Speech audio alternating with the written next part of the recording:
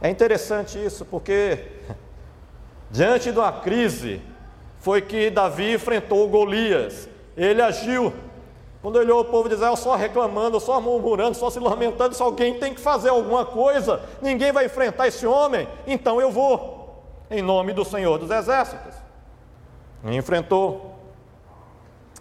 Daniel, diante da crise, ser preso pelo povo inimigo ali na Babilônia, ele decidiu não contaminar-se com as sinas e iguarias do rei, e nem temeu diante do decreto real, onde ninguém deveria se prostrar a nenhum Deus a não ser ao rei.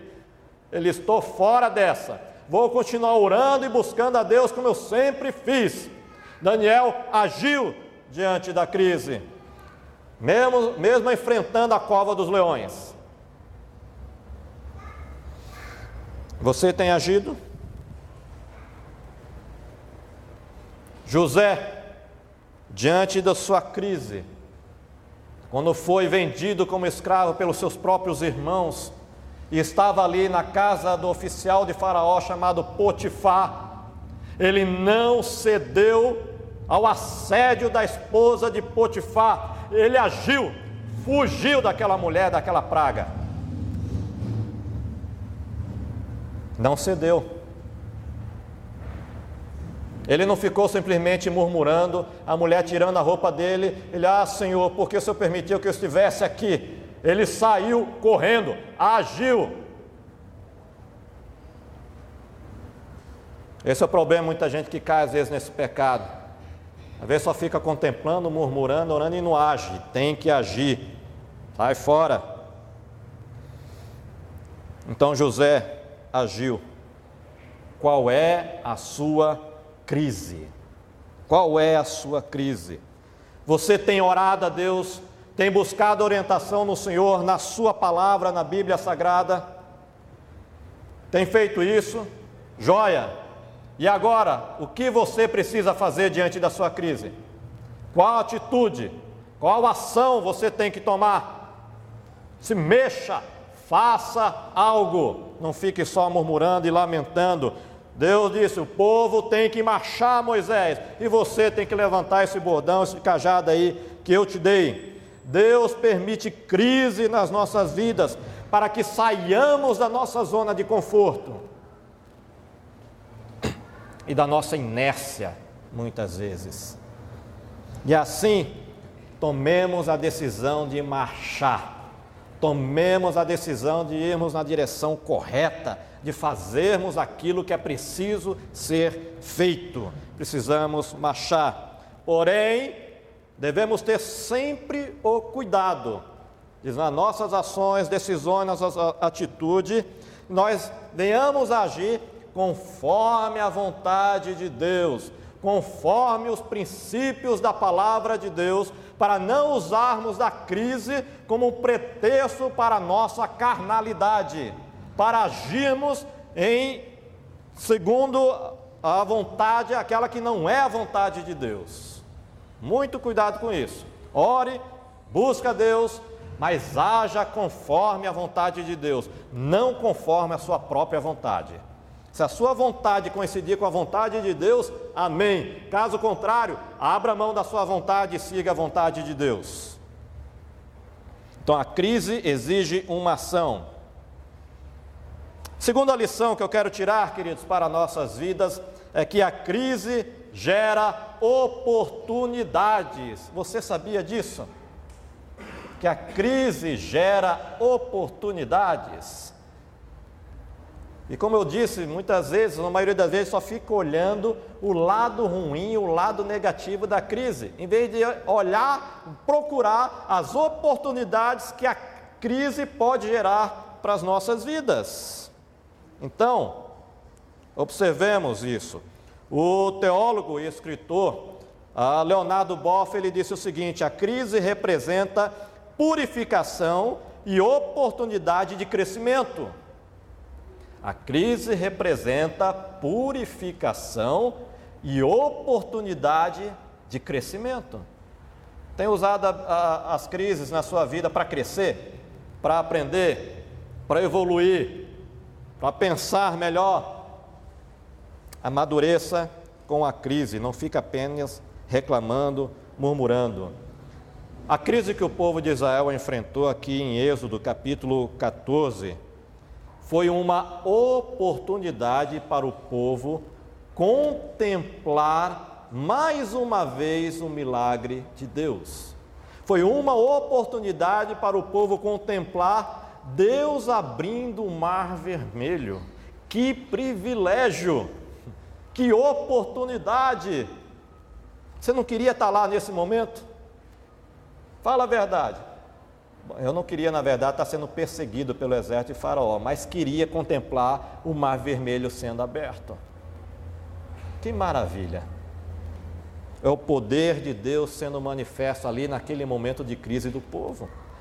Mas aquela crise que o povo estava enfrentando com o exército de Faraó gerou aquela oportunidade de um milagre de Deus, o mar ser aberto diante dos olhos deles.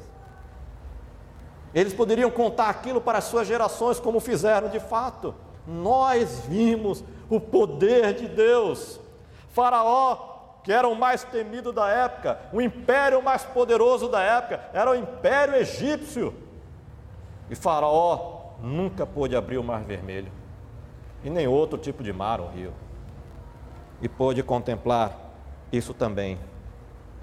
Então, como consequência de um problema, de uma crise, o povo de Israel teve a oportunidade de atravessar o mar a pé enxuto, sem molhar os seus pés, porque Deus abriu o mar vermelho, e pôde contemplar ainda depois o exército de Faraó que foi atrás morrer afogado, porque quando o povo atravessa, Deus manda Moisés erguer as mãos e o mar vai voltando e mata o exército egípcio, todos afogados.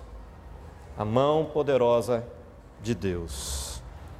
Que privilégio contemplar tal maravilha. Mas, se não existisse o problema, não haveria o milagre. Não é verdade? Quando é que o milagre acontece? Quando chega aquele momento que nós não podemos fazer nada. Aí vem o milagre. Se fomos nós que fizemos, não é milagre. Mas se foi Deus, aí é milagre. Isso é uma oportunidade.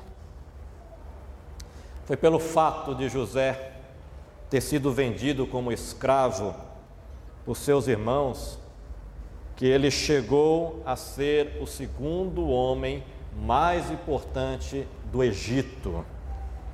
E assim pôde salvar o seu povo e tantas outras pessoas da extinção, de morrerem de fome, porque ele estava lá, e estava lá por causa de uma crise gerada pelos seus irmãos, onde ele, ainda jovem, com cerca de 17 anos, foi vendido como escravo e chegou até o Egito e passou por tantos outros problemas, tantas outras crises. Parecia que Deus não se importava com ele. Muitos de nós já haveria abandonado a fé no início. José não. Apesar de tudo, continuou confiando em Deus e chegou a ser então o segundo homem mais importante do mundo antigo, lá no Egito, abaixo apenas de Faraó. E Deus o usou com sabedoria e graça para não deixar que o povo de Israel, que ainda estava em formação, a família de José, viesse a morrer de fome. E assim não existiriam as 12 tribos de Israel. Graça de Deus. Mas foi uma oportunidade gerada pela crise dentro da soberania de Deus. No momento, como eu já disse também, que Israel estava sendo ameaçado pelos filisteus e por Golias, que zombava do povo de Israel, foi que Davi teve a oportunidade de enfrentar e vencer Golias, e por causa disso, Davi caiu na simpatia do povo de Israel, na simpatia do rei Saul, que o chamou para estar junto com ele ali no palácio. tocando para Saul.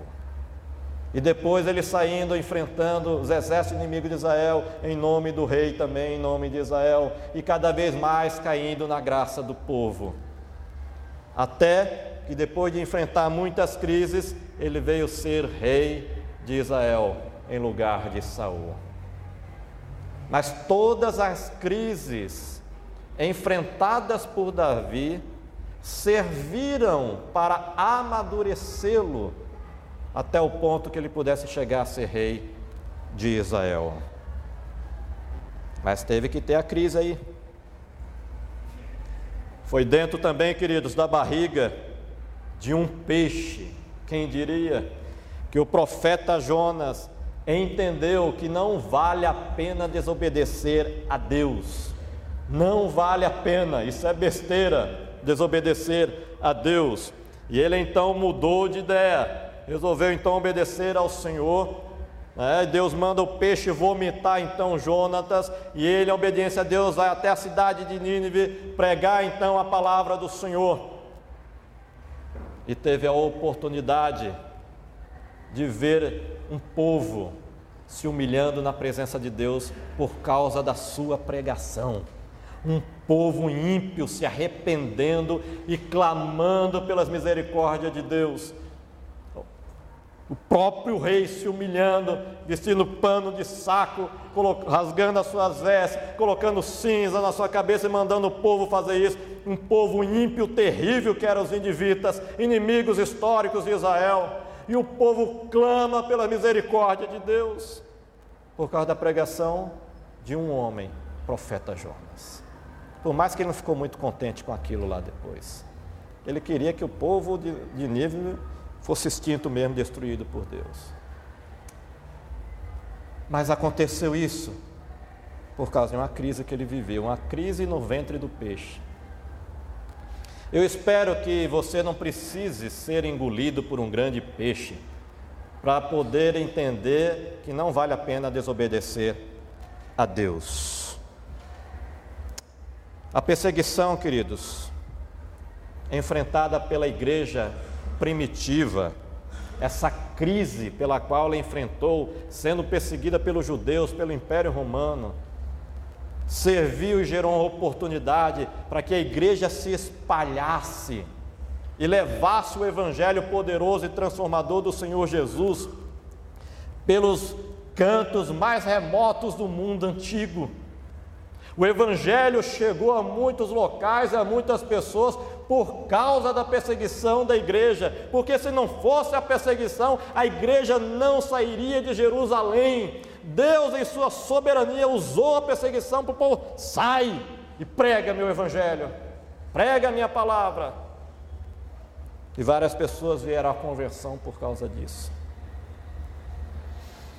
Oportunidade para pregar o evangelho, para espalhar o evangelho entre outros povos de outras nações. A crise enfrentada por Moisés no Egito, ainda quando ele morava no palácio real, no palácio de Faraó, ele vendo o seu povo sofrendo, ele então mata um soldado egípcio, é descoberto, então foge do Egito, ele entra em crise e vai para o deserto. Moisés, que já tinha 40 anos, depois vai e fica mais 40 anos no deserto, se casa e fica cuidando do rebanho, das ovelhas do seu sogro. Oportunidade para crescimento. O deserto foi uma escola para Moisés. Ali na dificuldade do deserto, nas lutas do deserto, e cuidando do rebanho do seu sogro, cuidando de ovelhas, ele pôde ser preparado para pastorear o povo de Israel, liderar o povo de Israel no êxodo. Mas o deserto foi fundamental na vida de Moisés, para o crescimento de Moisés, para Moisés aprender a dependência de Deus, a confiar em Deus e agir de conformidade com a vontade de Deus, não conforme a vontade dele próprio. Como aquilo foi importante na vida de Moisés. Várias pessoas em nossos dias tem tido oportunidades de dar uma guinada na sua vida por causa de crises que enfrentaram. Seja a mudança de um emprego, seja a mudança de atitude, seja a mudança de local, de cidade, de país, seja o que for, uma crise ou necessidade faz a pessoa tomar uma atitude, gera oportunidades, faz com que ela passe a enxergar coisas que ela não enxergava antes. Por isso não veja a crise só como uma coisa ruim. Do limão sai limonada. Creia nisso. Aprenda com os problemas, aprenda com o sofrimento.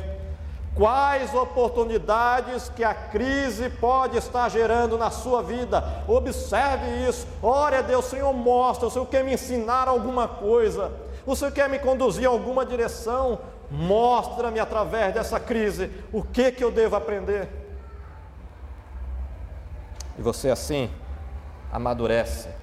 Aproveite as oportunidades que as crises podem gerar para a sua vida, para a sua família, para a sua profissão, seja lá o que for. Quais são as oportunidades? Agarre-as, aproveite de conformidade com a vontade de Deus e para a glória de Deus.